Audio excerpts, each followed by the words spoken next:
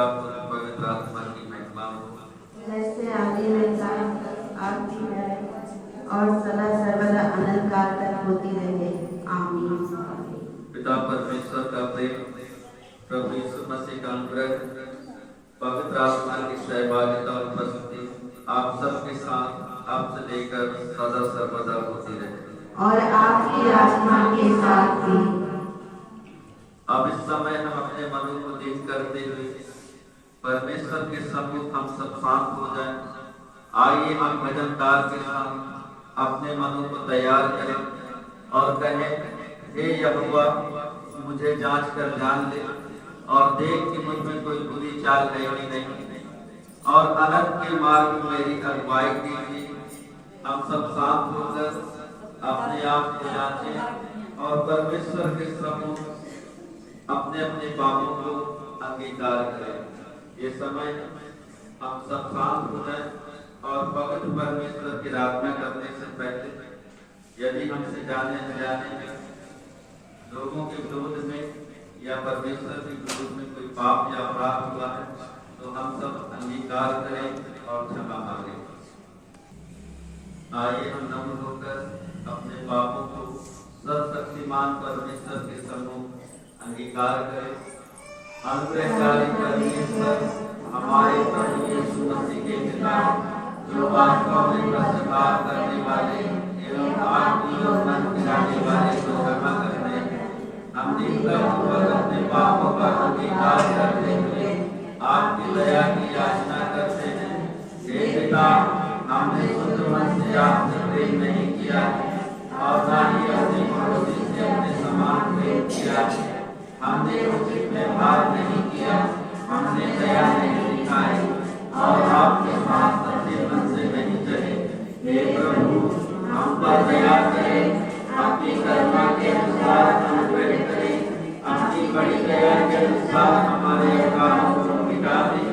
हे परमेश्वर, हमारे अंदर शुद्ध मन उत्पन्न कर और हमारे भीतर स्थिर आत्मा नए सिरे से उत्पन्न कर। हमें अपने सामने से निकाल दें और अपने पवित्र आत्मा को हमसे अलग न कर। अपने किए हुए उद्धार का हर समय फिर से दे और नई आत्मा देकर हमें संभाल। इस प्रार्थना को हमारे प्रभु यीशु के नाम से मांगते हैं। आमीन। हमारे स्वर्गीय पिता की प्रतिज्ञा पर ध्यान दें। मेरे पुत्र और मेरे पुत्रियों, मेरे अपार प्रेम के कारण आप नाश नहीं हुए। आपके लिए मेरी दया का अंत कभी ना होगा। प्रतिभोर वह नई होती रहती है। मेरी सच्चाई आपके लिए अति महान है।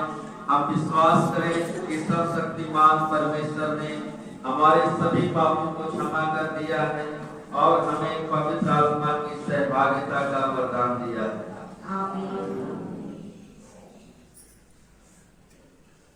हे परमेश्वर, आप पवित्र हैं।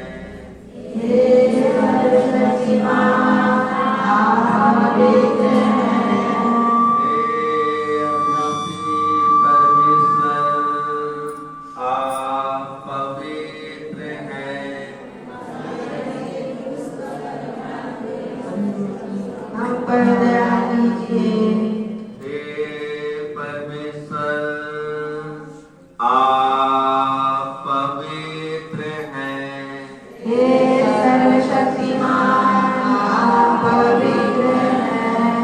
हे अविनाशी परमेश्वर, आप पवित्र हैं। हमारे लिए क्रूस पर बलिदान हुए मसीह प्रभु, हम पर दया कीजिए।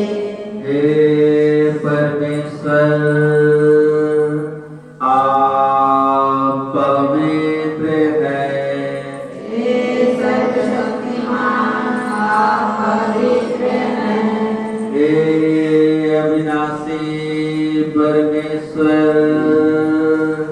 आप पवित्र हैं। हमारे लिए क्रूस पर बलिदान हुए मसीह प्रभु, हम पर दया कीजिए। हे प्रभु, हम पर दया कीजिए।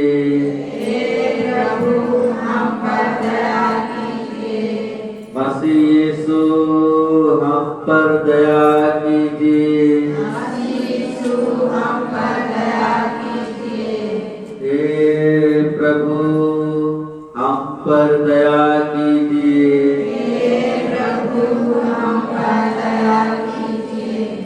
आप सबके साथ शांति बनी रहे। और आपके आत्मा के साथ भी। आइए हम अपने स्वरों को झुकाएं, आंखों को बंद करें और प्रार्थना करें। हे प्रभु, आपकी प्रतिज्ञा के अनुसार यदि हम संपूर्ण मन से आपको ढूंढेंगे तो निश्चय ही आपको पाएंगे। हम स्वीकार करते हैं कि हमने संपूर्ण हृदय से आपकी खोज नहीं की। हमारी सहायता करें कि जैसे हमारे निकट लोगों की उपस्थिति का एहसास हमें होता है, वैसे ही आपकी उपस्थिति का बोध हमें हो। हमारी स्तुति गान, प्रार्थना एवं पवित्र वचन के द्वारा आपकी वाणी को सुनने में हमारी सहायता कीजिए। पवित्र आराधना के दौरान हम अपने हृदय की गहराई से आपकी उपस्थिति को अनुभव करना चाहते हैं। हम सब धन्यवाद देते हैं कि आपने अपने हमारे मनों को जांचने का ये सौभाग्य हमें प्रदान किया और हम यहाँ पर उपस्थित एक एक जन को आपके पवित्र हाथों में सौंपते हैं। हम सबों को आपकी आराधना करने में, आपके पवित्र वेद में सहभागी होने में और आपकी पवित्र वाणी को सुनने में आप हमें सहायता करें। आगे के समय को आपकी आंखों में सौंपते हुए प्रार्थना यीशु मसीह के नाम से मांगते हैं, आमीन। महिमा से तू जो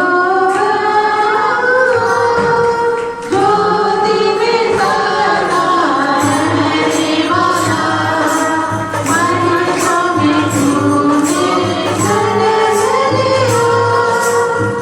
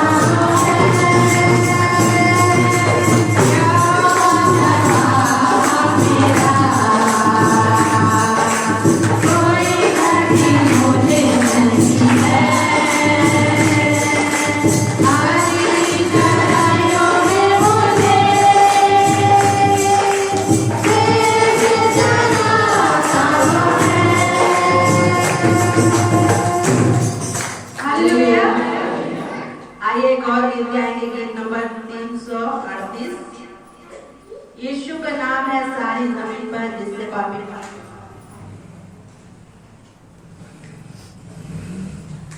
गीत नंबर 338। यीशु का नाम है सारी जमीन पर। यीशु का नाम है सारी जमीन पर जिससे पापी पाते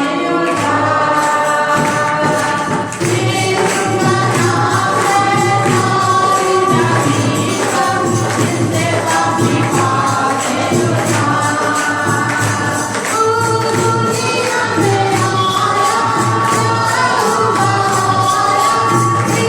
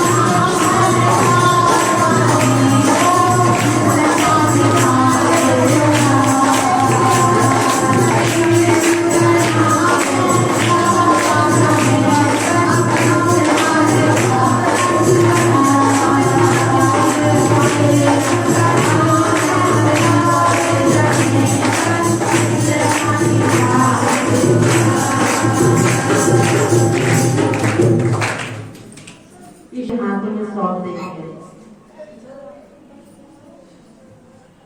करता हूँ मैं तेरी चिंता, तू क्यों चिंता करता है।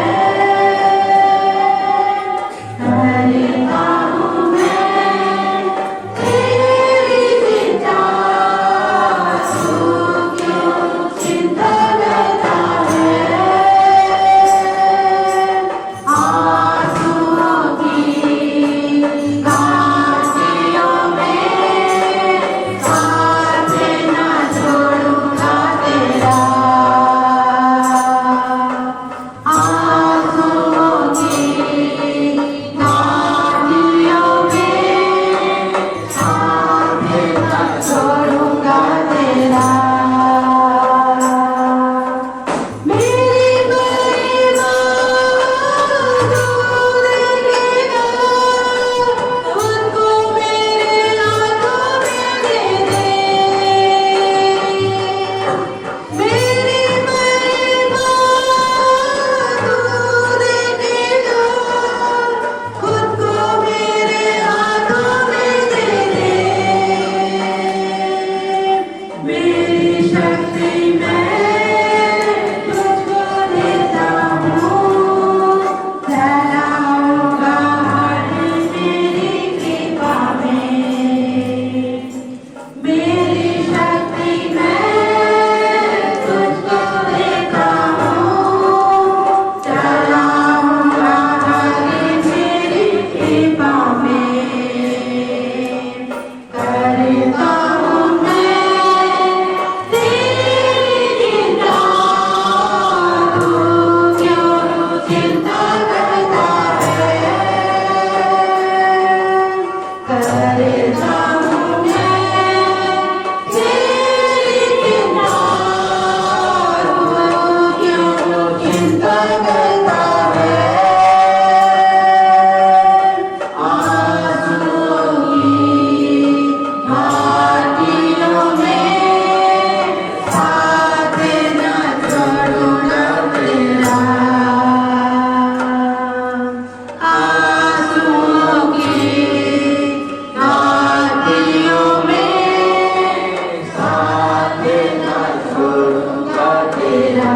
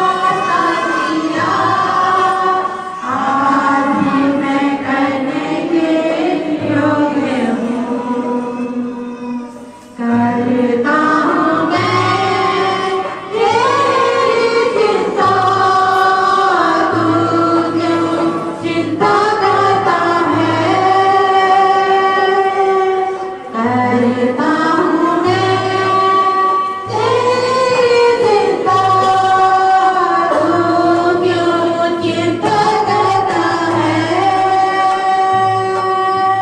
आंसुओं की घाटियों में साथ न छोड़ूंगा तेरा। आंसुओं की घाटियों में साथ न छोड़ूंगा तेरा। आंसुओं की घाटियों में साथ न छोड़ूंगा तेरा। हमारे अनादि परमेश्वर स्वर्गीय पिता, कृपया हमारे हृदय, विचार और इच्छा को आपकी ओर केंद्रित करें कि हम पूर्ण रूप से आपके लिए समर्पित हो। हम विनती करते हैं कि आप हमें अपनी महिमा और मनुष्यों की भलाई के लिए इस्तेमाल करें। और प्रभु, जो हमने मिलकर के गीतों को गाया है, आपके आराधना की है, हमारे इस भेंट को आप स्वीकार करें और हम सबों को अपने इकलौते पुत्र यीशु मसीह के नाम में आशीष करें। और जब हम आपके पवित्र वचन का पाठ करते हैं, आप हमें बुद्धि और समझ प्रदान करें। इस प्रार्थना को हमारे उद्धारकर्ता यीशु मसीह के नाम से मांगते हैं। आमीन। बैठने के अपने स्थान पर बैठकर यशायाह की किताब उसका 43 अध्याय 16 से लेकर 25 आयत तक। यहोवा जो समुद्र में मार्ग और प्रचंड धारा में पथ बनाता है, जो रथों और घोड़ों को और शूरवीरों समेत सेना को निकाल लाता है। वे तो एक संग वही रह गए, फिर नहीं उड़ सकते। वे बुझ गए, वे सन की बत्ती के समान बुझ गए हैं।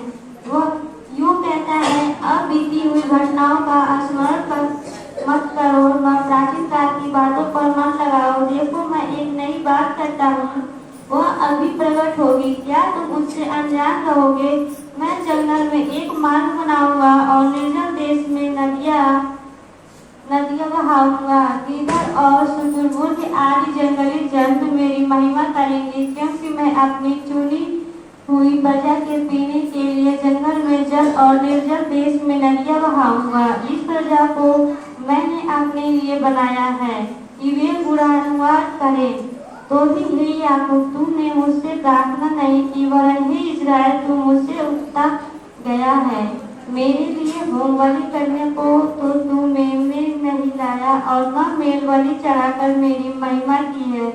देख, मैं अन्न बलि चढ़ाने की कठिन सेवा तुझसे नहीं कराई, न तुझसे धूप लेकर तुझसे थका दिया है। तू मेरे लिए सुगंधित नरकट रुपये से मोल नहीं लाया, और न मेलबलियों की चर्बी से मुझे तृप्त किया, परंतु तूने अपने पापों के कारण मुझ पर बोझ लाद दिया है और अपने अधर्म के कामों से मुझे थका दिया है। मैं वही हूँ जो अपने नाम के निमित्त तेरे अपराधों को मिटा देता हूँ और तेरे पापों को स्मरण न करूँगा। परमेश्वर का धन्यवाद हो। भजन संहिता 84। हम लोग इसको बारी बारी से पढ़ेंगे। एक पद मैं पढ़ूंगी तो दूसरा पद आप लोग पढ़िएगा। हे सेनाओं के यहोवा, तेरे निवास क्या ही प्रिय है। मेरा प्राण यहोवा के आंगनों की अभिलाषा करते करते मूर्छित हो चला। मेरा तन मन दोनों जीवते परमेश्वर को पुकार रहे। हे सेनाओं के यहोवा, हे मेरे राजा और मेरे परमेश्वर, तेरी वेदियों में गौरैये ने अपना बसेरा और सुपा बेनी ने घोंसला बना लिया है, जिसमें वह अपने बच्चे रखे। क्या ही धन्य है वे जो तेरे भवन में रहते हैं, वे तेरी स्तुति निरंतर करते रहे। क्या ही धन्य है वो मनुष्य जो तुझसे शक्ति पाता है, और वे जिनको सिय्योन की सड़क की सुधि रहती है। वे रोने की तराई में जाते हुए उसको सोतों का स्थान बनाते हैं, फिर बरसात की अगली वृष्टि उसमें आशीष ही आशीष हो जाती है। वे बल पर बल पाते जाते हैं, उनमें से हर एक जन सिय्योन में परमेश्वर को अपना मुंह दिखाएगा। हे सेनाओं के परमेश्वर यहोवा, मेरी प्रार्थना सुन। हे याकूब के परमेश्वर, कान लगा। हे परमेश्वर, हे हमारी ढाल, सृष्टि कर और अपने अभिषिक्त का मुख दे। क्योंकि तेरे आंगनों में का एक दिन और कहीं के 1000 दिन से उत्तम है। दुष्टों के डेरों में वास करने से अपने परमेश्वर के भवन के डेवढ़ी पर खड़ा रहना ही मुझे अधिक भावता है। क्योंकि यहोवा परमेश्वर सूर्य और ढाल है। यहोवा अनुग्रह करेगा और महिमा देगा, और जो लोग खरी चाल चलते हैं उनसे वह कोई अच्छा पदार्थ रख ना छोड़ेगा। हे सेनाओं के यहोवा, क्या निडर वो मनुष्य जो तुझ पर भरोसा रखता है। आमीन।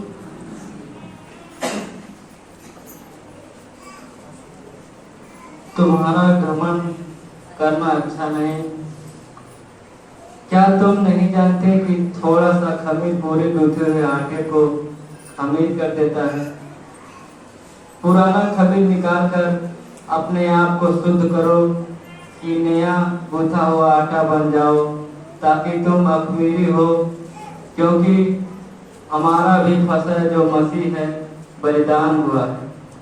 सो आओ हम उत्सव में आनंद मनावे, न तो पुराने खमीर से और न बुराई और दुष्टता के खमीर से, परंतु सिधाई और सच्चाई की अखमीरी रोटी से।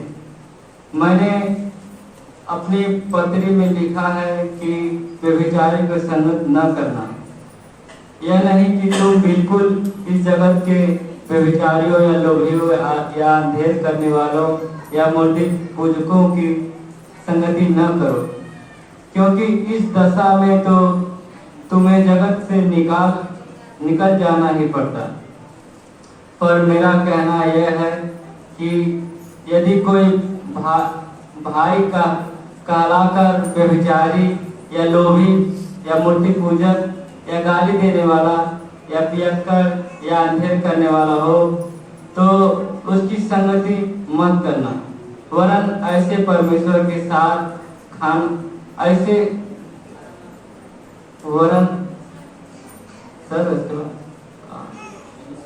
ऐसे मनुष्य के साथ खाना भी न खाना, क्योंकि मुझे बाहर वालों का न्याय करने से क्या काम? क्या तुम भीतर वालों का न्याय नहीं करते? परंतु बाहर वालों का न्याय परमेश्वर करता है। इसलिए उस कुकर्मी को अपने बीच से निकाल दो।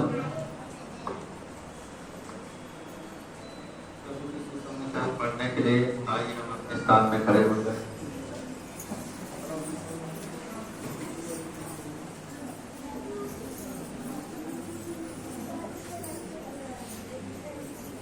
प्रभु की शांति आप सबके साथ हो। आपकी आत्मा के साथ। आइए हम आदर के साथ हमारे प्रभु यीशु मसीह के पवित्र सुसमाचार को सुने, जो संत लूका रचित सुसमाचार 18 अध्याय 18 से 27 तक दिया गया है। संत लूका रचित सुसमाचार 18 अध्याय 18 से लेकर 27 तक दिया गया है।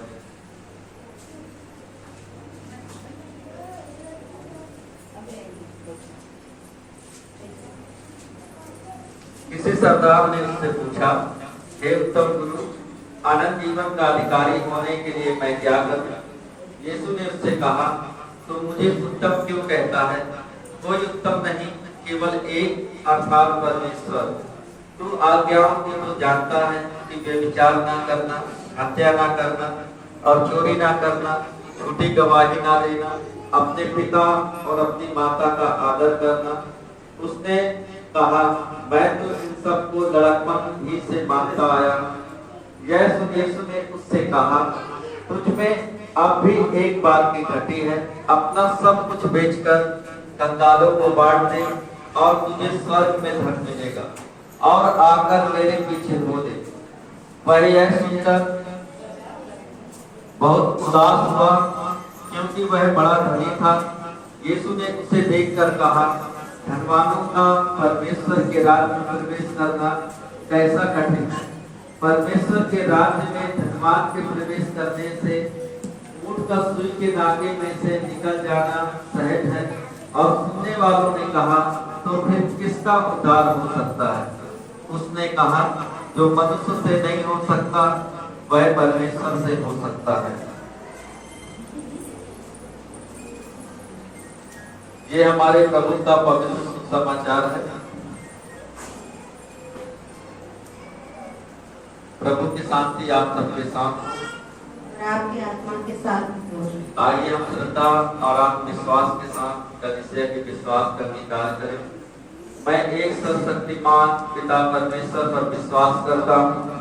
वह स्वर्ग और पृथ्वी का और दृश्य एवं अदृश्य वस्तुओं का करता है, और एक प्रभु यीशु मसीह पर विश्वास करता हूँ, परमेश्वर का इकलौता पुत्र, सर्वयुगों से पहले पिता से उत्पन्न, परमेश्वर से परमेश्वर, ज्योति से ज्योति, सत्य परमेश्वर से सत्य परमेश्वर, कृत नहीं वरन उत्पन्न है।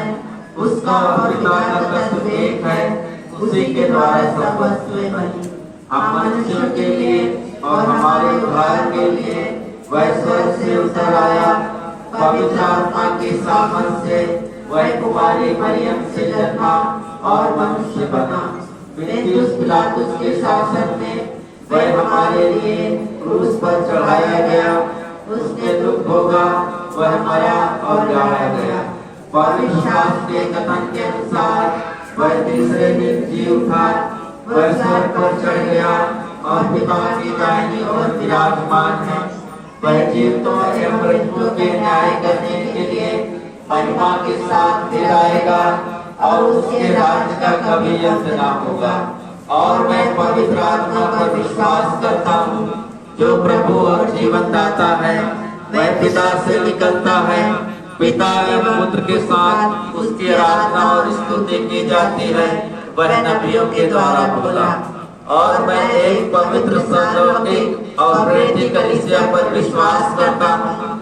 मैं पापों की क्षमा के लिए एक बपतिस्मा को मानता हूँ, और मैं मृतकों के पुनरुत्थान और आने वाले युग के जीवन की प्रतीक्षा करता हूँ। आमीन। प्रेमी और दयालु परमेश्वर सच्चे प्रेम और शांति के साथ एक दूसरे का अभिवादन करने में हमारी सहायता कीजिए। प्रभु के प्रेम में आइए हम सब एक दूसरे का अभिवादन करें, एक दूसरे से हाथ मिला।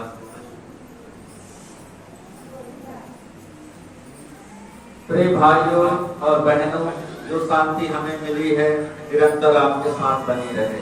आमीन। प्रिय प्रभु, हमें क्षमा कीजिए। कई बार हमारे स्वार्थी स्वभाव के कारण खुशी से दान देने में हम विश्वास योग्य नहीं रहे।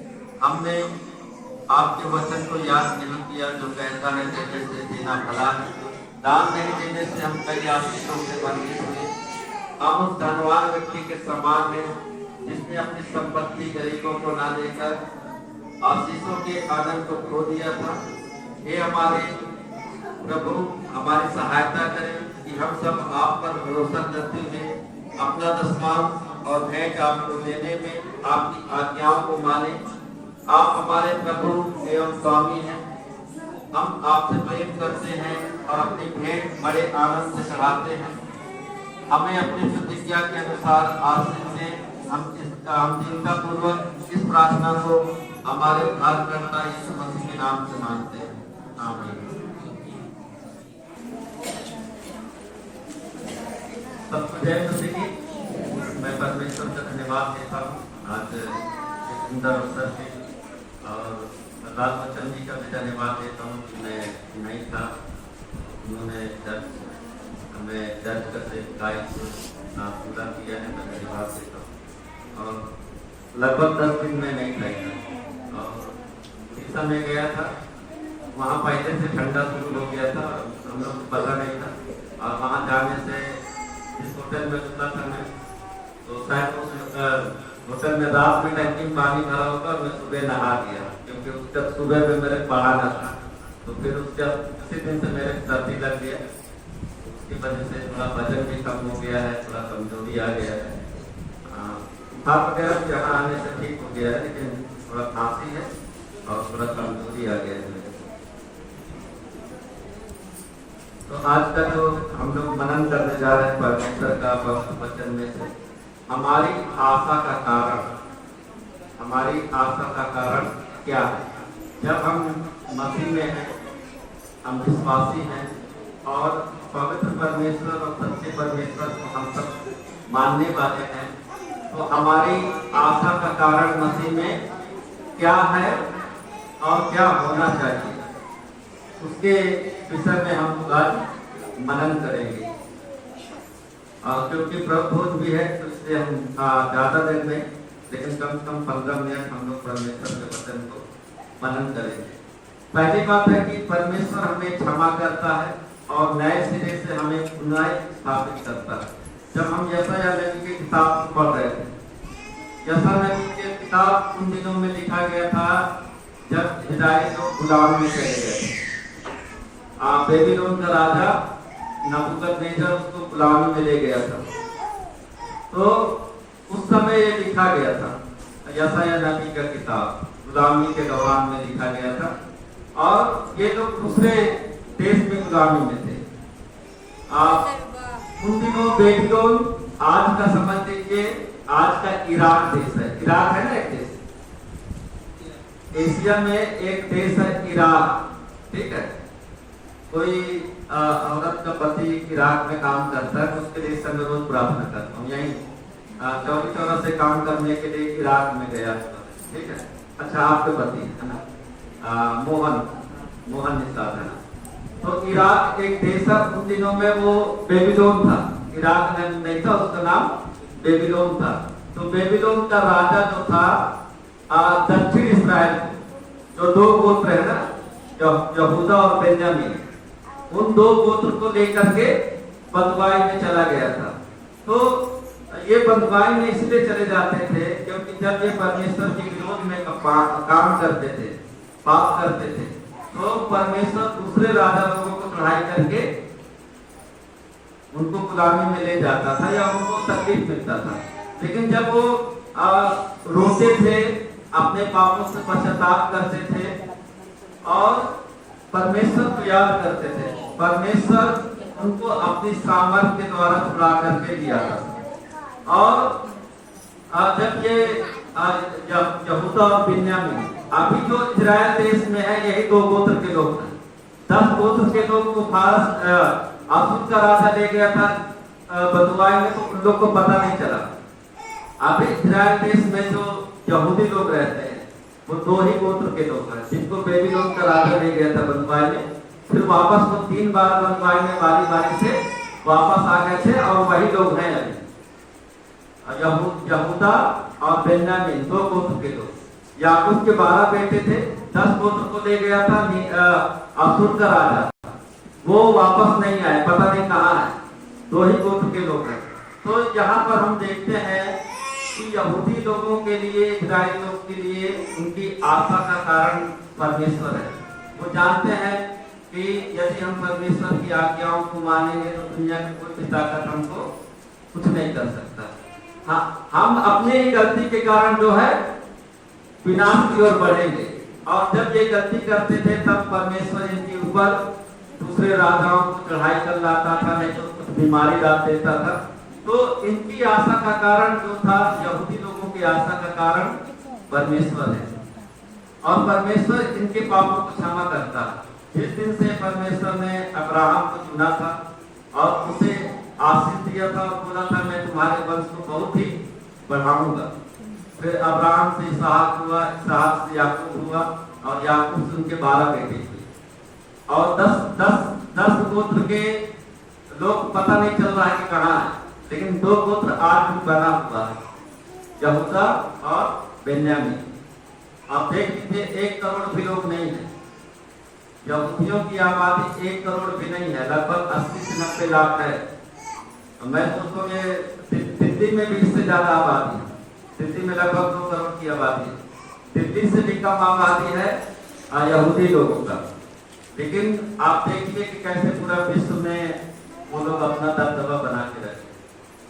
लोग सोचते हैं कि उनसे लड़ना बहुत आसान है, 80-90 लाख लोग हैं, मार देंगे। वो एक ही बार बंद करेंगे, सारा जीमेल वगैरह सब बंद हो जाएगा, सारा यूट्यूब और गूगल, वो जो पैसे का ट्रांजेक्शन आप करते हो, सब उनके मालिक वही लोग हैं। तो एक बार बंद करेंगे सब समाप्त हो जाएगा। तो उनसे लड़ना इतना आसान नहीं है, क्योंकि वो आप परमेश्वर के चुने हुए लोग हैं और परमेश्वर ही उनके पापों को क्षमा करता है और उन्हें स्थापित किया है। नहीं तो आप देख लीजिए चारों तरफ मुस्लिम देश है, चाहे तो सब एक साथ अटैक करें तो समाप्त कर सकते हैं, ऐसा पहले किए भी थे। लेकिन 6 दिन में ये यहूदी लोग चीजों में बहुत कमजोर भी थे, 6 दिन में सबको हरा दिए थे।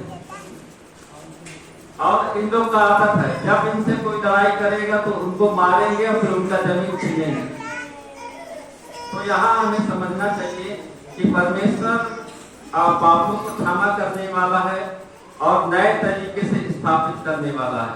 हमारे जीवन में भी ऐसे कई परिस्थिति आती है और कई बार हम निराशा में पड़ते हैं, तकलीफ में पड़ते हैं, लेकिन उस समय हमारे आशा का कारण क्या है? हमारा उम्मीद किससे है? हमें भी परमेश्वर की ओर दृष्टि लगाना चाहिए, क्योंकि परमेश्वर ही है जो हमारे पापों को क्षमा करता है और हमें नए तरीके से फिर से स्थापित करता है, फिर से हमें रोकता है, बनाता है। दूसरी बात, परमेश्वर की उपस्थिति में सबसे बड़ा आनंद है, परम आनंद है। जब हम भजन संहिता 84 कोई खोल लीजिए तो मैं एक आयत बोलता हूँ, पढ़िए भजन संहिता 84।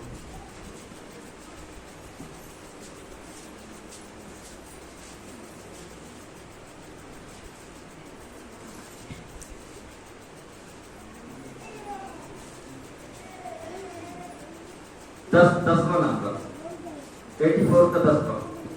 क्योंकि तेरे आंखों में का एक दिन और कहीं के 1000 दिन से उत्तम, दुष्टों के डेरों में वास करने से अपने परमेश्वर के भवन की देवनी पर खड़ा रहना ही मुझे अधिक भाता है। देखिए ये जो भजन संहिता का ये लिखने वाला है वो क्या कहता है कि क्योंकि तेरे आंगनों में का एक दिन और कहीं के 1000 दिन से उत्तम है, दुष्टों के डेरों में वास करने से अपने परमेश्वर के भवन की देवड़ी पर खड़ा रहना ही मुझे अधिक भावता है। वो बता रहा है कि कहीं और का 1000 दिन, मतलब लगभग 3 साल हो गए। 1000 दिन तो राउंड फिगर में आप जोड़ोगे तो 3 साल हो जाएगा। तो वो बता रहा कि कहीं और का 1000 दिन से परमेश्वर का एक दिन मेरे लिए काफी उत्तम है, और दुष्टों के महलों में वास करने से अच्छा है कि मैं परमेश्वर के पवित्र भवन के देवड़ी में, मतलब द्वार में ही खड़ा रहना मेरे लिए अच्छा है। मैं कहीं दुष्टों के महल में जाकर के रहूं, आराम करूं, वहां का सुख भोगूं, ऐसो आराम से जीऊं, उससे अच्छा है कि मैं परमेश्वर के भवन के द्वार में ही खड़ा रहूंगा। मैं बैठने की जगह नहीं भी मिलता है तो मैं खड़े खड़े वेटिंग कर दूंगा। मूसा का कहानी आप लोग सब जानते हैं, ठीक है। मूसा बचपन से, जिस दिन से उसकी माँ और बहन उसको नील नदी में छोड़ दी थी और फिरौन की बेटी उसको अपने महल में ले जाके पाली थी, और वो सारा मिस्री जो मिस्र का विद्या था और जिस प्रकार से राजकुमार लोगों को लड़ाई वगैरह का विद्या सिखाया जाता वो सब कुछ सीखा था। और जो एक राजकुमार, राजा का बेटा जिस प्रकार से सुख भोगता है वो सब चीज सुख सुविधाएं उसके पास था।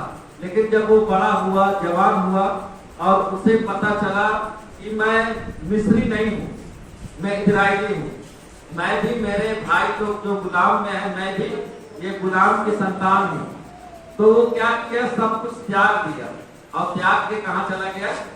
जंगल में, मिद्यान के जंगल में, अरब के जंगल में चला गया और वहां एक व्यक्ति के यहाँ जाकर के नौकरी कर दी, उसका भेड़ बकरी चराने लगा। बाद में उसी की बेटी से शादी कर लिया वो। तो सोचिए वो मिस्र का आने वाला समय का राजा था, ठीक है, क्योंकि राजकुमार था। फिरौन की बेटी उसको पाली थी, आने वाले समय में वो भी फिरौन बन जाता, राजा बन जाता। लेकिन जब उसको पता चला कि मैं इजरायली हूँ, मैं मिस्री नहीं हूँ, वो सब कुछ छोड़ छाड़ के चला गया। वो जब हम इब्रानियों के पत्री में पढ़ेंगे तो उसमें बताता है कि उसे कुछ समय का सुख से अच्छा अपने लोगों के साथ में दुख में व्यतीत करना अच्छा लगा। तो हमें भी समझना चाहिए कि गलत तरीके से यदि हम सुख का जीवन जीते हैं, गलत तरीकों से पैसों को कमा करके, ऐशोआराम को कमा करके हम यदि जीते हैं तो हमारे लिए कोई भी लाभ की बात नहीं है। लेकिन यदि हम ईमानदारी से जीते हैं, दुख में जीवन व्यतीत करते हैं, कमी कटी में जीवन व्यतीत करते हैं, लेकिन वही हमारे लिए आशीष और लाभ का कारण है। और हमें सारे संसार से बढ़ करके हमें परमेश्वर की उपस्थिति का महत्व हमें जानना चाहिए। और ये जो परमेश्वर के सच्चे भक्त लोग थे, चाहे वो पुराने नियम में हो चाहे नए नियम में, उन्होंने परमेश्वर की उपस्थिति के महत्व को समझ लिया था।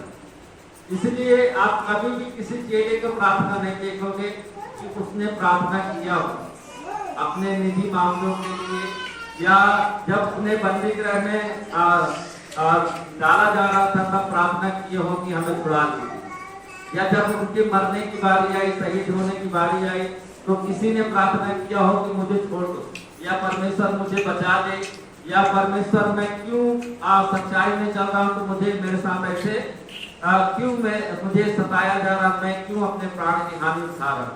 ऐसा किसी शिष्य ने प्रार्थना नहीं किया, क्योंकि उन्होंने परमेश्वर की उपस्थिति को जान लिया था। एक भी चेला की प्रार्थना नहीं है जो अपने निजी जीवन के लिए प्रार्थना किया। पौलुस कई बार यात्रा करता था सुसमाचार सुनाने के लिए, एशिया से यूरोप जाता था, तो कई बार उसका नाव टूट गया था, लेकिन वो कभी भी परमेश्वर को आलोचना नहीं किया, परमेश्वर के को कभी भी बुलाया नहीं, एक भी कंप्लेंट परमेश्वर से नहीं किया। वो सब दुख सहते हुए भी परमेश्वर की सेवा किए और परमेश्वर के साथ विश्वास जोड़ रहे, यहाँ तक कि प्राण देने तक भी वो विश्वास जोड़। वो लोग जानते थे कि जो लोग हैं, मनुष्य है, हमारे प्राण की हानि हमें कर सकते हैं, लेकिन हमारा आत्मा जो है वो परमेश्वर के हाथ में सुरक्षित है, हमारे प्रभु के हाथ में सुरक्षित है। तो संसार की चीजों के पीछे वो लोग कभी भी नहीं भागे, कभी भी पद प्रतिष्ठा के पीछे नहीं भागे, लेकिन हमेशा वो लोग क्या करते थे, परमेश्वर के नाम के लिए सुख मचाने के लिए तैयार रहते थे। लेकिन पहले का मसीहत और आज का मसीहत में बहुत अंतर है। पहले के लोग जान देने के लिए तैयार थे, आज के लोग जान बचाने के लिए कोशिश करते हैं। आज पहले के लोग भूखे रहने के लिए तैयार थे, आज के लोग चाहते कि हमारे घर में सब कुछ भरपूर रहे। पहले के लोग बीमारी में भी विश्वास लोग रहते थे, आज के लोग डाउट हो जाता है कि यदि मैं प्रार्थना करने वाला हूँ, मेरे को या मेरे परिवार में किसी को कैसे बीमारी हो सकती है। उन दिनों में भी पौलुस के जीवन में एक बीमारी था, वो 3 बार प्रार्थना किया, लेकिन परमेश्वर ने कहा कि ये ऐसे ही रहेगा। तो इसीलिए पौलुस कहता कि मेरे शरीर में एक कांटा चुभाया गया है, ताकि मैं घमंड के मारे फूल न जाऊं। और पौलुस का ही एक शिष्य था तीमुथी, उसको पेट का बीमारी था, इसलिए उसको बोला कि तू बार-बार पेट दर्द के कारण थोड़ा सा दाख रस काम में लाया कर, बार-बार बीमार पड़ने का। तो हमें ये समझना होगा कि पहली सदी की कलीसिया का विश्वास क्या था, उनका जीवन जीने का स्टाइल क्या था।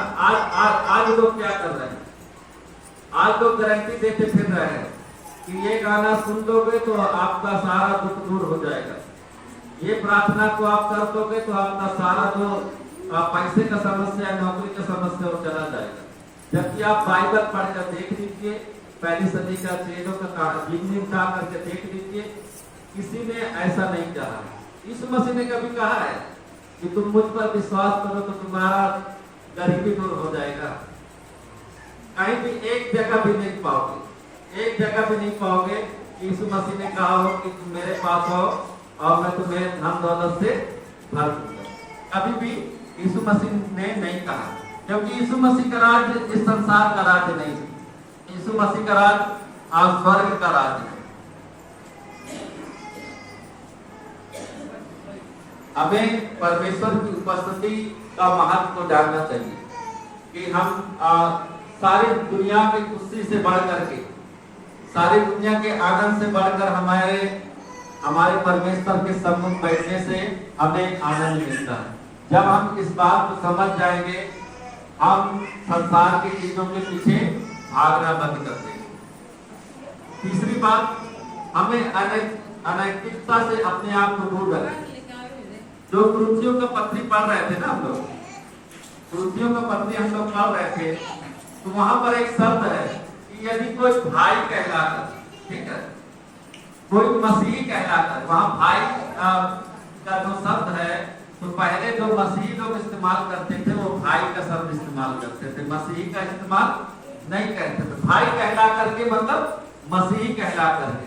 यदि कोई भाई या बहन मसीही कहला करके यदि वो गलत काम करता है, कोई पाप करता है, विचार करता है, लालच करता है, बुराई करता है, जो भी परमेश्वर के वचन के विरोध में है, उन कामों को करता है, तो बाइबल बताती है, पौलुस लिखता है कि उनसे अलग हो जाओ और उनको नमस्कार भी ना करो और ना उनके साथ भोजन करो। बहुत सारे इस संसार में मसीही कहलाते हैं, लेकिन उनका जीवन एक गैर मसीही से भी बदतर है।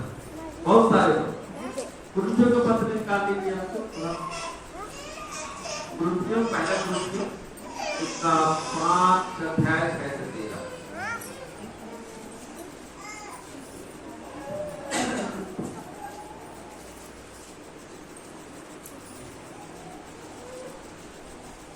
तुम्हारा घमंड करना अच्छा नहीं, क्या तुम नहीं जानते कि थोड़ा सा खामिर पूरे टूटे हुए आटे को खामिर कर देता है। यहाँ से शुरुआत होता है बहुत ज्यादा। खामिर का मतलब समझते हैं आप लोग? आटा तो जानते हैं जो गूंथते हैं, एक खमीर आता है, ठीक है, बाजार में उसको ईस्ट भी बोलते हैं, इंग्लिश में ईस्ट बोलते हैं, हिंदी में खमीर। जब वो चीज तो सूजी जैसे रहता है, सफेद सफेद सूजी के जैसे रहता है, ठीक है, उसको आटा में मिला के गूंथ दोगे तो थोड़ा टाइम छोड़ दीजिए, 10 मिनट छोड़ देंगे तो फूल जाएगा, ठीक है। अगर उसको रोटी बनाएंगे तो जैसे ब्रेड नहीं होता है, ब्रेड जो बच्चे लोग खाते हैं, ब्रेड कैसे होता है, वो भी मैदे का बनता है या आटे का बनता है, लेकिन वो फूला हुआ रहता है, ठीक है। तो ये यहूदी लोग जो थे, इजरायली लोग थे, ये खमीर किया हुआ खाते थे, ठीक है, उसमें खमीर मिला करके खाते थे। तो पहले खमीर ऐसा होता था कि जैसे पुराना आटा है, सुबेरे उठे हैं आप और रोटी बना लिए हैं, बच गया, शाम तक तो खमीर हो जाता है, थोड़ा खट्टा बना जाता है ना उसमें, आटे में खट्टा बना जाएगा, उसको रोटी आप बनाएंगे तो थोड़ा फूलने लगेगा, खमीर हो जाता है। तो ये इजरायलियों की आदत था कि ये खमीरी रोटी खाते थे, लेकिन जब इनका एक त्योहार आया मिस्र देश से छूटने का, तो वो क्या किए, परमेश्वर ने कहा तो खमीरी रोटी खाना, कोई भी खमीर मिला नहीं खाना।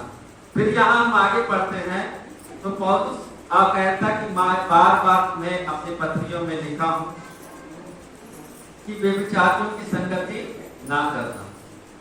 पौलुस बार कहता है कि व्यभिचारियों की संगति ना करना। व्यभिचारी बाइबल में 2 तरीके का व्यभिचार है। पहला, जो व्यक्ति अपने पति या पत्नी को छोड़ करके दूसरे पुरुष या स्त्री के साथ संबंध बनाता है, वो व्यभिचार। और दूसरा व्यभिचार है कि जो जीवित परमेश्वर को छोड़ करके, एक ईश्वर को छोड़ करके दूसरे ईश्वरों के पीछे भागता है, वो भी बाइबल के अनुसार क्या है, व्यभिचार है। तो बाइबल बताती है, पौलुस कहता है विश्वासियों को कि व्यभिचारियों की संगति ना करना, उनकी संगति ना करना। यह नहीं कि बिल्कुल इस जगत के व्यभिचारी या लुटियों या अंधेर करने वालों या मूर्ति पूजकों की संगति ना करो, क्योंकि इस दशा में तुम्हें जगत में से निकल जाना पड़ेगा। ये बोल रहा है कि यदि ऐसा सोचोगे तो आपको ये संसार छोड़ के जाना पड़ेगा, क्योंकि पूरा संसार ऐसे लोगों से भरा हुआ। लेकिन आगे चल करके पौलुस क्लियर करता है कि जो भाई कहलाकर, मतलब जो मसीही कहला करके ये काम करता है, ठीक है, अपनी औरत होकर के, अपना पति होकर के दूसरे औरत मर्द के साथ संबंध रखते हैं, दूसरे ईश्वर की पूजा करते हैं, झूठ बोलते हैं, चोरी करते हैं, लालच करते हैं। यदि कोई भाई या बहन मसीह कहला करके ये काम करता है, तो ऐसे लोगों की संगति ना करना और ना उनके साथ भोजन करना। ये भी बताते हैं कि उनके साथ भोजन भी नहीं करना। तो इस संसार में बहुत सारे लोग हैं, ठीक है, जिनका लालच कभी भी खत्म नहीं होगा, जिनका झूठ बोलना कभी भी बंद नहीं होगा। तो ऐसे लोगों से हमें क्या करना चाहिए, दूरी बना के रखना चाहिए। ऐसे लोगों से हमें संगति नहीं करना चाहिए। कई लोग मसीह में आकर के भी, इसमें लिखा है ना, गाली देते हैं, ठीक है, गाली देने वाले, पियक्कड़, अंधेर करने वाले। तो ऐसे लोगों से जो मसीह कहला चुका है, ठीक है, ऐसे लोगों से आप दूर बनाइए। यदि दूसरा व्यक्ति है, मसीही नहीं है, तब तो आप उनका संगति करिए, लेकिन उनके जैसे काम नहीं करना। लेकिन यदि कोई मसीह कहला करके शराब पीता है, गांजा पीता है, जुआ खेलता है, सूद बेरूता है, अपनी पत्नी बच्चों को मारता पीटता है, दूसरे औरत आदमियों के साथ संबंध बनाते हैं, तो ऐसे लोगों की संगति ना करना है। नहीं तो क्या होगा, आप संगति करोगे, कुछ दिन बाद आप भी वैसा करने लगोगे। हमें अनैतिकता से अपने आप को दूर रखना चाहिए। जो भी अनैतिक कार्य है, गलत कार्य है, यदि हम परमेश्वर के जन हैं, तो हमें अपने आप को उनसे दूर रखना चाहिए, चाहे वो कोई भी हो। यदि आपका रिश्तेदार, आपके भाई बहन क्यों ना हो, यदि वो कोई ऐसा कार्य करा रहा है तो जिससे आप अशुद्ध हो सकते हो, परमेश्वर से दूर हो सकते हो, तो ऐसे लोगों से आप दूर रहो। बहुत सारे लोग आपको बोलेंगे कि शादी है, चलो शराब पी लो, गांजा पी लो, ठीक है, तो ऐसे लोगों का रिश्तेदारी छोड़ दो, ठीक है, जो आपको परमेश्वर से दूर ले जाने की कोशिश कर रहा है, ऐसे लोगों से आप दूर रहो। ऐसा दोस्ती या ऐसा रिश्तेदारी किसी काम का नहीं है, जो आपको पाप करने में, पाप में डालता। जो सच्चा दोस्त है, सच्चा रिश्तेदार है, वो आपको गलत काम करने से बचाता है, और जो गलत काम में डालता है वो दोस्त कभी नहीं हो सकता, रिश्तेदार कभी भी नहीं हो सकता। अंतिम बात बता के मैं खत्म करूंगा। अनंत जीवन की ओर मार्ग, हम लोग सब किसमें हैं, अनंत जीवन के मार्ग में है। जैसे इजरायली लोग मिस्र से कनान देश की यात्रा में थे, ठीक है, आज का इजराइल थे, वो लोग यात्रा में थे, और कितने लोग निकले थे, उनमें से कोई भी नहीं पहुंचा, केवल 2 लोग को छोड़कर, बाकी सब रास्ते में मर गए। यहोशू और कालेब को छोड़ करके कोई नहीं पहुंचा। मूसा भी, जो उनकी अगुवाई करने वाला मूसा और उसका बड़ा भाई हारून था, वो लोग भी मार्ग में ही मर गए। हम सब भी अनंत जीवन की यात्रा में, हमारा जीवन एक यात्रा है, और यदि आप चाहते हैं कि आप अपने मंजिल को, अपने मुकाम को, अपने ठिकाने में पहुंचे, आपको सतर्क रहने की जरूरत है। परमेश्वर इजराइल लोग को पहुंचाना चाहता था कनान देश, इजराइल देश पहुंचाना चाहता था, लेकिन उनका अपना कुड़कुड़ानापन, परमेश्वर को हमेशा परमेश्वर के प्रति कुड़कुड़ाना, उनको क्या किया, जंगल में ही मार दिया, जंगल में ही नष्ट हो गए। हम लोग भी एक यात्रा में है, अनंत जीवन की यात्रा में है, स्वर्ग की यात्रा में। एक व्यक्ति आकर के यीशु मसीह के पास आकर के पूछता है, सरदार था, सारे नियम कानून को जानने वाला व्यक्ति था, वो यीशु मसीह के पास आकर के पूछता है, हे उत्तम गुरु, अनंत जीवन पाने के लिए मैं क्या करूं? तो यीशु मसीह ने उनसे कहा कि उत्तम एक ही है, और वो है परमेश्वर है। यदि तू अनंत जीवन को पाना चाहता है तो आज्ञाओं को माना कर, अपने माता पिता का आदर कर, परमेश्वर की आराधना कर, चोरी न कर, हत्या न कर, झूठ न बोल। तो वो सरदार बोला कि ये सब चीज तो मैं अपने लड़कपन से करते आया, जब मैं समझदार हूँ तभी से ये सब मैं क्या है करते आया। अभी मुझ में किस चीज की कमी है, अभी क्या कमी है कि मैं अनंत जीवन नहीं पा सकता हूँ। यीशु मसीह उसके तरफ देखा और बोला कि अपना सारा संपत्ति, क्योंकि वो व्यक्ति धनवान व्यक्ति था, यीशु मसीह कहा कि अपना सारा संपत्ति कंगालों में बांट दे और मेरे पीछे आ जाओ, तुम्हें स्वर्ग में अनंत जीवन मिलेगा। यीशु मसीह उसका पूरा उपाय बता। अब ये व्यक्ति पूरा निराश हो गया, पूरा एकदम निराश हो गया, क्योंकि यीशु मसीह ने कहा ना कि अपना सारा धन को क्या कर, गरीबों कंगाल में बांट दे और मेरे पीछे आ जाओ तो तुमको स्वर्ग में अनंत जीवन मिलेगा, स्वर्ग का जीवन मिलेगा। ये व्यक्ति पूरा निराश हो गया। और निराश होकर के यीशु मसीह के पास से चला गया। एक ही व्यक्ति था जो पूरे बाइबल में यीशु मसीह के पास से खाली हाथ चला गया, निराश होकर के चला गया। नहीं तो जितने लोग भी आए हैं यीशु मसीह के पास से आशीष होकर के गए। ये व्यक्ति को जब यीशु मसीह बोल दिया था कि आज्ञाओं को माना कर, अपने माता पिता का आदर कर, परमेश्वर की उपासना कर, चोरी न कर, हत्या न कर, जब नहीं कर रहा था तो चुपचाप चले जाना चाहिए था ना, कि हाँ यीशु मसीह जो बोला है तो कर ही रहा, धन्यवाद बोल के चले जाना चाहिए था। लेकिन और यीशु मसीह से पूछा कि अभी मुझ में क्या कमी है, ये सब तो मैं कर ही रहा हूँ, अभी मैं क्या कमी है मेरे में कि मैं स्वर्ग का राज्य या आनंद जीवन को प्रवेश नहीं कर सकता। यीशु मसीह बता दिया कि सारा धन बांट दो, क्योंकि उसका जो मन था धन की तरफ था, और बोला कि मेरे पीछे आ जाओ, मेरे पीछे आ जाओ। वो व्यक्ति बांटा नहीं, तो लोग बोलने लगे कि तब स्वर्ग कौन जा सकता है। जब ये व्यक्ति निराश होकर के चला गया, ये सारी आज्ञाओं को मानता था, ठीक है, जो 10 आज्ञा था सभी आज्ञाओं को मानता था, निराश होकर के चला गया, तो लोग बोलने लगे कि स्वर्ग कौन जा सकता है, आनंद जीवन कौन प्राप्त कर सकता है। तो यीशु मसीह ने कहा कि ये मनुष्य से नहीं हो सकता, लेकिन परमेश्वर से हो सकता है। उसके बाद यीशु मसीह ने कहा कि धनवान व्यक्ति का स्वर्ग में जाना इतना कठिन है, उससे आसान है कि जो सुई है ना, जिससे आप लोग कपड़ा सिलते हैं, तुरपाई सिलाई करते हैं ना, उसमें एक होल रहता है, सुई में एक छेदा रहता है ना, जिसमें धागा डालते हैं आप, ठीक है। तो यीशु मसीह ने कहा कि जो सुई का छेद है, ठीक है, उसमें से ऊंट का निकल जाना आसान, जबकि हम सब जानते हैं कि ऊंट बहुत बड़ा होता है, ठीक है, वो सुई के छेद में से ऊंट के बाद थोड़ी चीटी भी नहीं निकल सकती है, वो धागा ही बड़ी मुश्किल से निकलता है इसमें, ठीक है। तो यीशु मसीह ने कहा सुई के छेद से या सुई के नाके से ऊंट का निकल जाना आसान है, लेकिन धनवान व्यक्ति का स्वर्ग में जाना कठिन है।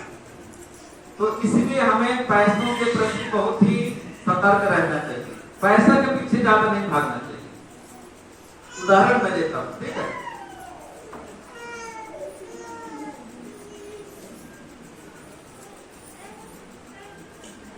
दो लोग आगे, क्या दो लोग आगे, दो लोग रमेश आगे का जनाब हो जाए,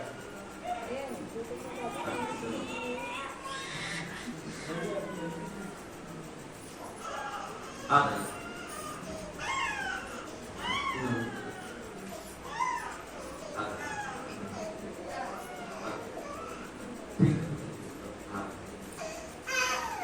समझ लो मैं मनुष्य हूँ, ठीक है, मैं मनुष्य हूँ, और ये धन है, ठीक है, पैसा है, और ये भैया है, लेकिन अभी थोड़ा शैतान मान लीजिए, ठीक है, मान लीजिए शैतान है, मैं मनुष्य हूँ, ये पैसा है, ठीक है, और ये परमेश्वर का सिंहासन है, मान लीजिए परमेश्वर यहाँ उपस्थित है।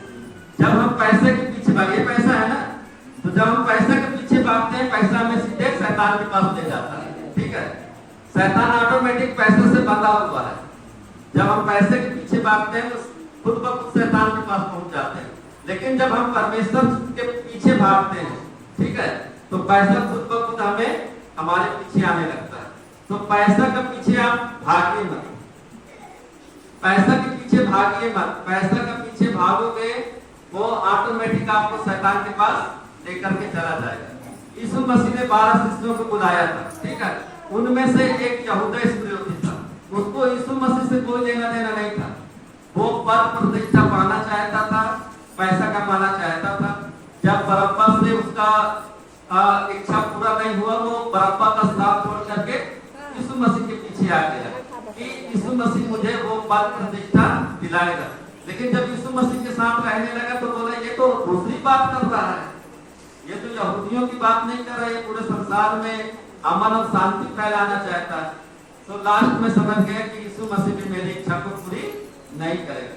यीशु मसीह को जाकर के चांदी के सिक्कों के बदले में बेच दिया, पैसा के पीछे भागा ना, और वो पैसा उसको कहाँ लेकर के चला गया, शैतान के मुट्ठी में लेकर के चला गया, और वो फांसी लगा के मर गया। तो हमें कभी भी पैसा के पीछे नहीं भागना चाहिए। पैसे में हम सुख और शांति ढूंढते हैं, लेकिन वो आपको मिलेगा नहीं। पैसे का चाहे आप बिस्तर बना करके गद्दा बना के सो जाइए, आपको नींद नहीं आएगा, आपको शांति नहीं मिलेगा। ऐसा होता कि जो धनवान व्यक्ति लोग हैं उनके घर में कभी भी परेशानी नहीं आता। तो पैसे में शांति नहीं है, शांति परमेश्वर की उपस्थिति में है। और जब उस शांति का अनुभव आप कर दोगे परमेश्वर के सच्ची उपस्थिति का, आप पैसे का पीछे भागना बंद कर दोगे। आप परमेश्वर के पीछे भागोगे, खुद ब खुद आपको जितना पैसा जरूरत है वो ऑटोमेटिक आपके पीछे में आएगा। इसका मतलब मैं ये नहीं बोल रहा हूँ कि आप सब काम धाम बंद करके बाइबल ले करके अपने घर में बैठे रहो, ऐसे में तो आपका बच्चे भूखे मर जाएंगे। ठीक है, ये इसका गलत मतलब नहीं निकालना कि सब काम धाम छोड़ करके खेती ओती बंद करके आप चुपचाप बाइबल लेके बैठ जाओ, वैसे में आप सब गरीब हो जाओगे, सब आपके बच्चे भूखे मर जाएंगे, भविष्य खराब हो जाएगा। इसका मतलब है जो हमें परमेश्वर के लिए समय देना चाहिए वो हमें परमेश्वर के साथ में समय देना चाहिए। इसलिए यहूदी लोग के लिए नियम था कि वो 7वां दिन, सब्त का दिन उनका विश्राम का दिन था, कोई भी काम धाम नहीं करना, और उनको पैसे ही सब कुछ मिल जाता था। 6 साल तक वो फसल बोते थे, 7वां साल फसल नहीं बोते थे, 7वां साल उनका खेत खाली रहता था। ठीक है, लेकिन 6वां साल ही परमेश्वर उनको इतना दे देता था, 7वें साल के बदले में 6वें साल ही डबल खेती हो जाता था। तो 7वें साल उन लोग खेती बाड़ी नहीं करते थे। यदि अभी आपको बोला जाए कि 7वें साल खेती करो तो आप करोगे, क्यों? क्योंकि आप परमेश्वर का उस महत्व को आप नहीं जानते हैं। यदि जो बाइबल पढ़ता होगा वो जानता होगा, 7वें साल इजराइली लोग खेती बाड़ी नहीं करते थे, 6वें साल ही उनका डबल उपज हो जाता था। और जब वो जंगल में थे मन्ना गिरता था, 7वें दिन मन्ना नहीं गिरता था, 6वें दिन ही डबल गिर जाता था, ताकि वो 7वें दिन उनके काम में आए। तो आज हमने सीखा है अब परमेश्वर हमारी आशा का कारण, हमारी आशा का कारण हमारे बच्चे, हमारे रिश्तेदार या हमारा धन दौलत, हमारा व्यापार, हमारा खेती नहीं। हमारी आशा का कारण हमारा परमेश्वर होना चाहिए। और इस बात से आप लोग देख सकते हैं यहूदी लोगों को कितने लोग नाश करना चाहते थे। ठीक है, पहले भी बाइबल के समय में दूसरे राजा, बेबीलोन के राजा, भारत के राजा, फिर 19वीं सदी में हिटलर, जर्मनी के हिटलर सबको नाश करना चाह रहा था। कहाँ नाश, अभी सारे मुस्लिम देश नाश करना चाहते हैं, कहाँ नाश कर पाए? परमेश्वर का चुना हुआ प्रजा, आप उनको समाप्त करना चाहोगे, नुकसान पहुंचा सकते हो, लेकिन कभी भी पूरी तरीके से समाप्त कर नहीं पाओगे, क्योंकि उनको परमेश्वर ने चुना है। परमेश्वर ने अपना निज प्रजा होने के लिए बुलाया है। तो समझ लीजिए बाकी जो संसार के लोग हैं परमेश्वर के नजर में उसका दास दासी है, लेकिन वो लोग क्या है? परमेश्वर की संतान।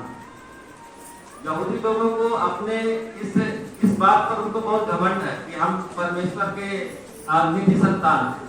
उनको बहुत घमंड है इस बात पर, क्योंकि परमेश्वर ने उनके साथ वैसा व्यवहार नहीं किया।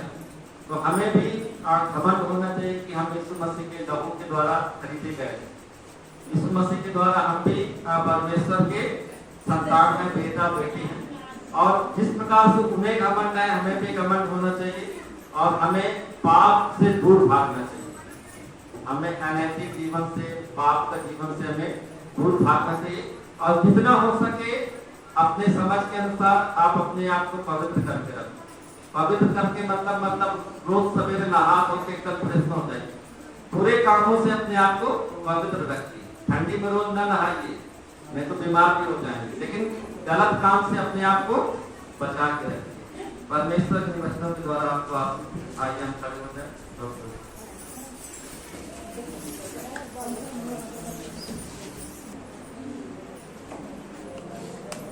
आइए हम सब अपने स्थान में खड़े हो जाए।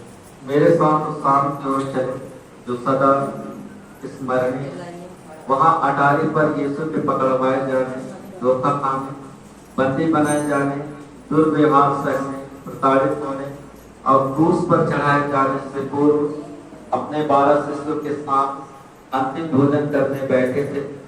क्रूस की छाया उन पर पड़ चुकी थी। थोड़े समय के लिए हम सब कल्पना करें कि हम सब उनके साथ वहां उपस्थित हैं और उनके कष्टों और मृत्यु की बातें सुन रहे हैं। पवित्र आत्मा से याचना करें कि प्रभु के कष्टों की पीड़ा की अनुभूति हम सबको प्रदान करे।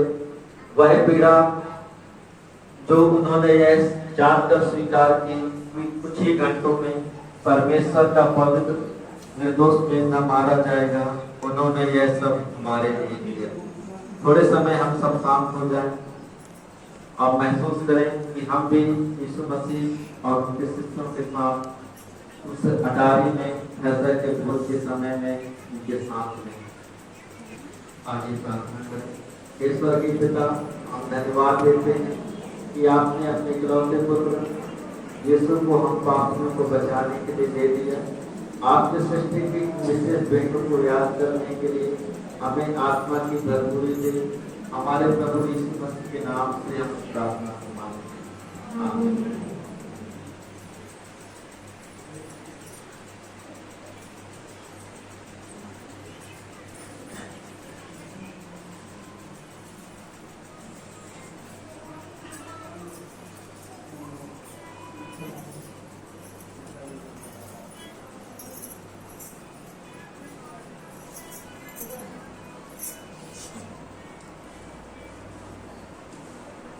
जब प्रभु यीशु ने अपने इच्छा के अनुसार हम पापियों के लिए मृत्यु स्वीकार करने का चुनाव किया, तब उसने अपने पवित्र हाथों में रोटी ली।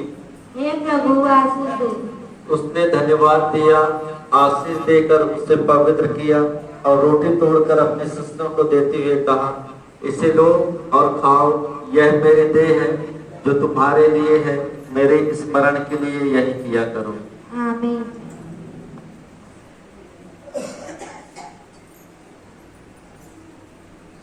इसी प्रकार उन्होंने अपने पवित्र हाथों में कटोरा भी लिया। हे प्रभु आशीष दे। उसने धन्यवाद दिया, आशीष देकर उसे पवित्र किया और अपने शिष्यों को देते हुए कहा, इसमें से पियो, यह कटोरा मेरे लहू में नहीं वाचा है, जब कभी पियो तो मेरे स्मरण में यही किया करो। आमीन। जब कभी तुम यह रोटी को खाते और इस कटोरे में से पीते हो तो प्रभु की मृत्यु को जब तक वह न आए प्रचार करते हो। हे प्रभु, हम आपकी मृत्यु को स्मरण करते हैं, आपके पुनरुत्थान को हम स्वीकार करते हैं और आपके दूसरे आगमन की प्रतीक्षा करते हैं। हम सब पर दया कीजिए। मेरे प्रिय भाइयों और बहनों, हमारे उद्धारकर्ता प्रभु यीशु मसीह की आशीषें आप सबके साथ अब से लेकर सदा सर्वदा होती रहे और आपकी आत्मा के साथ भी। दयालु प्रभु, कृपया करके अपने लोगों पर दया करें। हे प्रभु, हमें उत्तर दे और अपनी आशीषों से परिपूर्ण करे। प्रभु दया करे, प्रभु दया करे, प्रभु दया करे। पवित्र आत्मा इस रोटी को पवित्र करे कि हमारे लिए प्रभु यीशु मसीह की देह बन जाए। आमीन। पवित्र आत्मा इस दाखरस को पवित्र करे कि हमारे लिए प्रभु यीशु मसीह का लहू बन जाए। आमीन।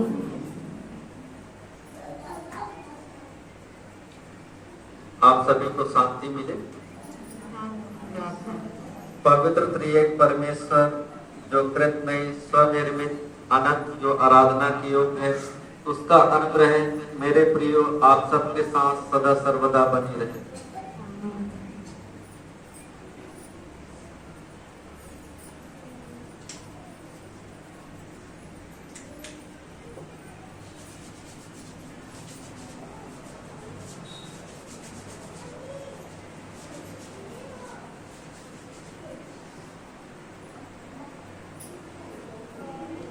यह मसीह की देह है जो हमारे लिए कलवरी की क्रूस पर तोड़ी गई। आमीन।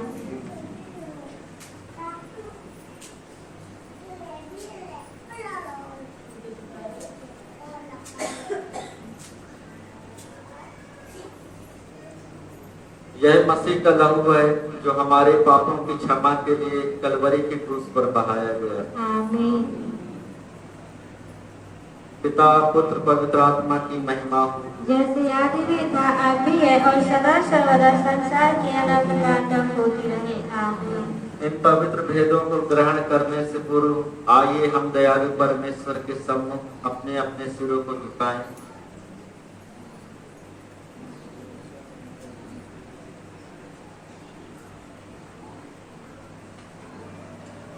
परमेश्वर के भक्तों के लिए यह परमेश्वर का दान है।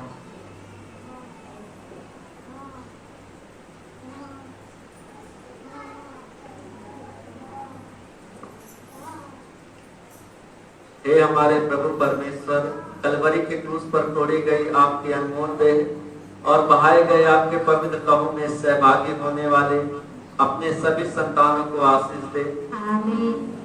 सर्वशक्तिमान परमेश्वर एवं हमारे उद्धारकर्ता यीशु मसीह की करुणा इन पवित्र भेदों के वाहकों पर और देने वालों पर और उन प्राप्त करने वालों पर तथा उन सब पर जिन्होंने भाग लिया है और उन सब पर जो भाग लेने वाले हैं नित्य होती रहे। परमेश्वर की दया हम पर और उन सब पर दोनों लोगों में सदैव होती रहे। आमीन। हे प्रभु हम पर दया कीजिए। मेरे प्रियो, हम अपने मन में विश्वास करते हुए कि प्रभु यीशु मसीह मरा, गाड़ा गया और फिर तीसरे दिन जी उठा, हमारे पापों के लिए बलिदान हुआ और उसकी आज्ञा को याद करते हुए कि मेरे स्मरण में यही किया करो, आइए हम प्रभु भोज को ग्रहण करें तथा याद करें कि उसने हमसे कितना प्रेम किया। तेरी सीनावा मैं सुनता हूँ खुदा, बुलाते पास चश्मे के सलीब से जो बाहर आता मसीह, आता तेरे पास धोखे सबका जन्मे से जो बहता क्रूस था, आता कंगना देख मेरी हालत न जानता से कर पाता सा एक भी दाता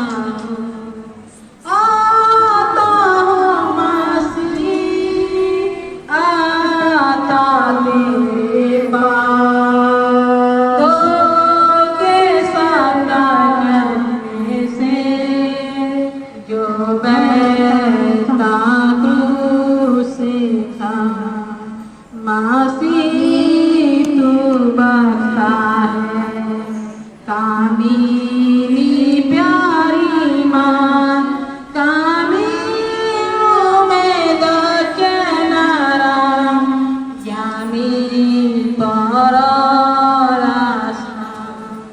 आता हूँ मसीह, आता तेरे पास धोखे सबका जन्मे से जो बहता क्रूस था, तसी का हमारे को तसी मुफाजल को तसी मसीह की बख्शिश को आमीन के साथ कहूँ, आता हूँ मसीह, आता तेरे पास धोखे सबका जन्मे से जो बहता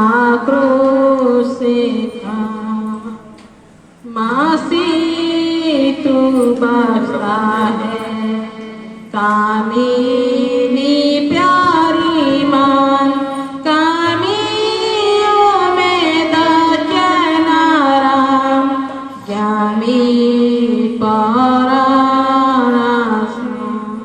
आता हूँ मसीह, आता तेरे पास धोखे सबका जन्मे से जो बहता क्रूस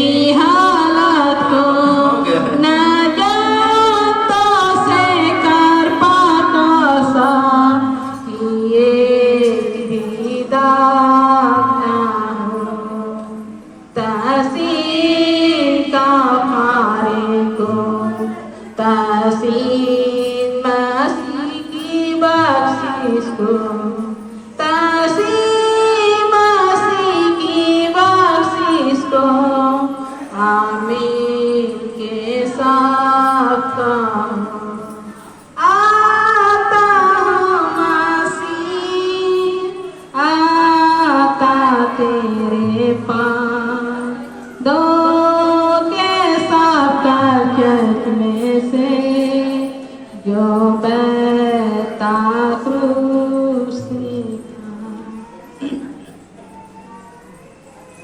बोलो जय मिलकर जय बोलो जय यीशु की जय बोलो जय मिलकर जय बोलो जय यीशु की जय बोलो जय जय जय बोलो जय मिलकर जय बोलो जय यीशु की जय बोलो जय मिलकर जय बोलो जय यीशु की जय बोलो जय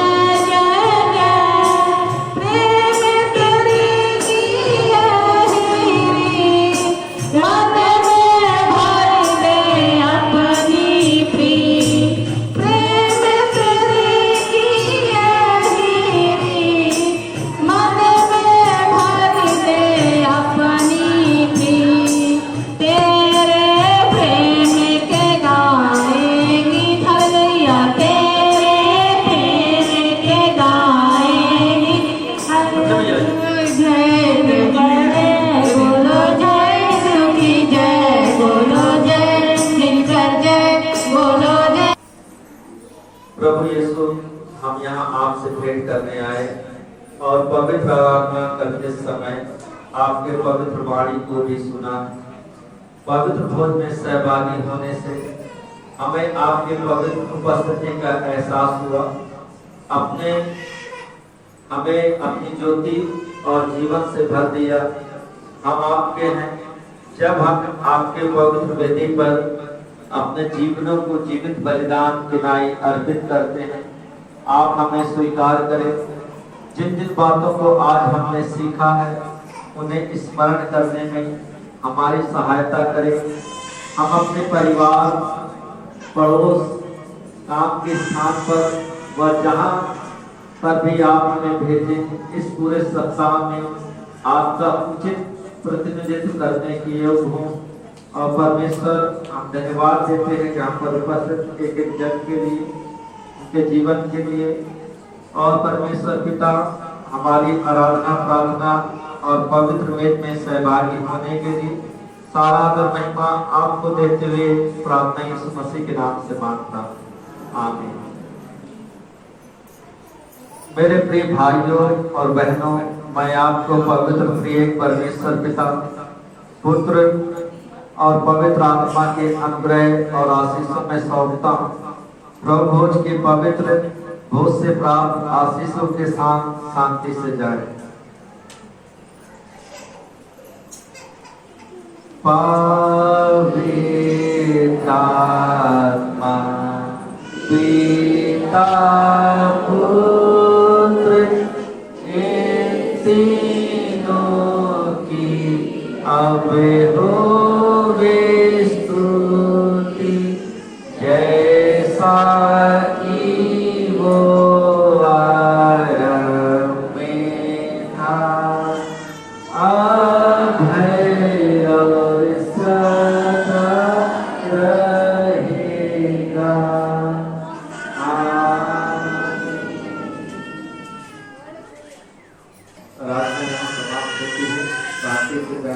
प्रभु से प्रेम करें, उसकी सेवा करें और निडर होकर गवाही दें। इस संसार मसीह के प्रेम को अनुभव करें और प्रभु को ग्रहण कर सकें।